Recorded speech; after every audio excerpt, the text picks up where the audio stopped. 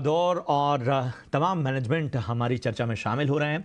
चौथी तिमाही में एनआईआईटी की आय में 24% की बढ़ोतरी रही है। साथ ही कंपनी घाटे से मुनाफे में आई है। नतीजों और ग्रोथ आउटलुक पर चर्चा के लिए हमारे साथ हैं कंपनी के वीसी और एमडी विजय के थडानी साहब। थडानी साहब, बहुत बहुत स्वागत आपका इस चर्चा में शामिल होने के लिए। और अगर हम FY24 को देखें तो बड़ा ही चुनौतीपूर्ण रहा है ये। फिलहाल जो नतीजे हैं उन्हें देखते हुए फिर आगे का क्या नजरिया बन रहा है? तो आई थिंक आगे देखने से पहले 1 मिनट पीछे देख लेते हैं कि पिछले पूरे साल में 6 क्वार्टर्स से technology industry, IT services industry जो आप कवर करते हैं, उनकी हायरिंग जो है वो नेगेटिव रही है। मतलब कि आज तक पूरी हिस्ट्री में इतना नहीं हुआ कि 6 क्वार्टर्स, इवन कोविड के टाइम पे सिर्फ 2 ही क्वार्टर्स में ऐसा हुआ था। अब वो एक बहुत इंपॉर्टेंट बिजनेस हुआ करता था हमारा। 80% of our business used to come from technology training. अच्छा ये था कि we had a balance portfolio. तो हमारे यहाँ BFSI था और उसको यूज करके और Tier 2 GSI और GCCs को यूज करके हमने इस क्वार्टर के अंदर 24% की बढ़ोतरी की है। अब ये वाला जो मोमेंटम बना है, जो हमने नई सेगमेंट्स खोल दी हैं अपने लिए, उसका बेनिफिट हमें अगले साल भी मिलेगा।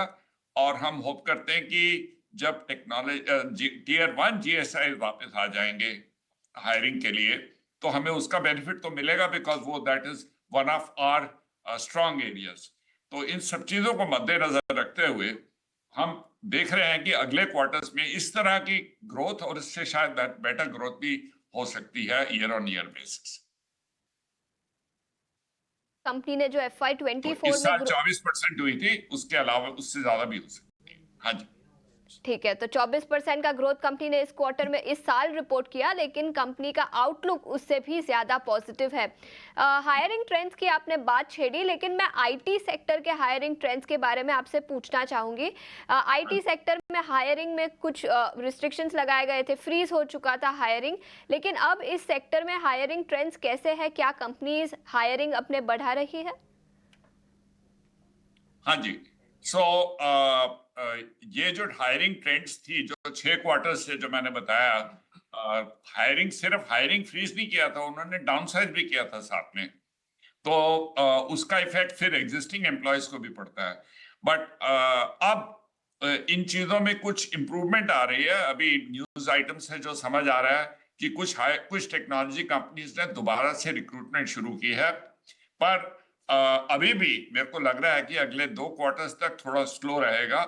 उसके बाद वो डिपेंड करता है एनवायरनमेंट में किस तरह से आगे बढ़ते हैं।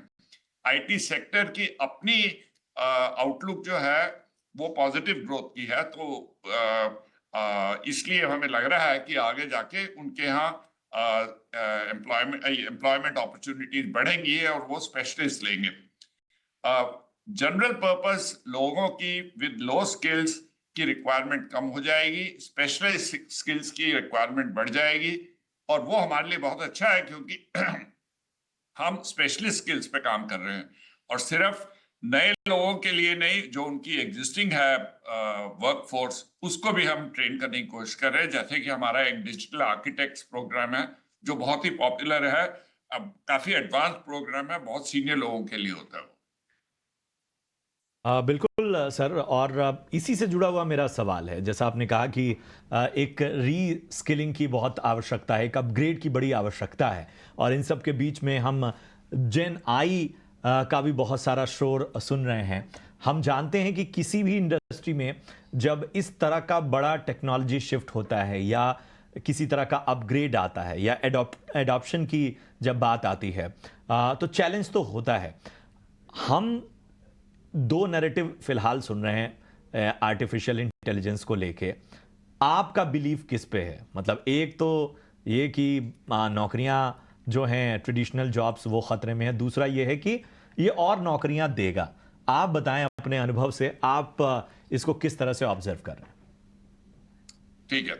तो सबसे पहले ये जो जेन एआई की मूव है, this is not one of the so many changes which happen in industry और in the society. I would in this case say society, this is one of the as significant change as when the computers were launched, because same चीजें उस time पे भी apply हो रही थी कि क्या कंप्यूटर्स के आने से लोगों की नौकरियां चली जाएंगी। लोगों की नौकरियां गई नहीं, पर नई नौकरियां क्रिएट हो गई जो पुरानी नौकरियों से बहुत ज्यादा थी। इसी तरह जनरेटिव एआई के अंदर भी जो नौकरियां पहले थी वो शायद उन वैसे नौकरियां दोबारा नहीं होंगी या कम हो जाएंगी, पर जो नई नौकरियां बनेंगी, that means people with new skills, that requirement and the speed at which, the velocity at which business grows इतना फास्ट होगा कि उससे ज्यादा एम्प्लॉयमेंट अपॉर्चुनिटीज बनेगी, पर उसके लिए different set of skills will be required and those skills have to be acquired by everybody. सबको करना पड़ेगा। वो कुछ भी आप करते हैं, आपको जनरेटिव एआई सीख के अपनी एफिशिएंसी और और इफेक्टिवनेस को बढ़ाना ही पड़ेगा। ये वाकई Officer- इसके लिए शायद तैयार रहना पड़ेगा, इस अपग्रेड के लिए, अडॉप्शन के लिए तैयार रहना होगा। बहुत बहुत शुक्रिया करेंगे सर हमसे जुड़ने के लिए और हमसे इस खास चर्चा के लिए। मेरे पास समय कम है इसलिए इस चर्चा को ज़्यादा आगे नहीं बढ़ा सकता, लेकिन शुभकामनाएं आपको आगे के सफ़र के लिए, आपके कारोबार के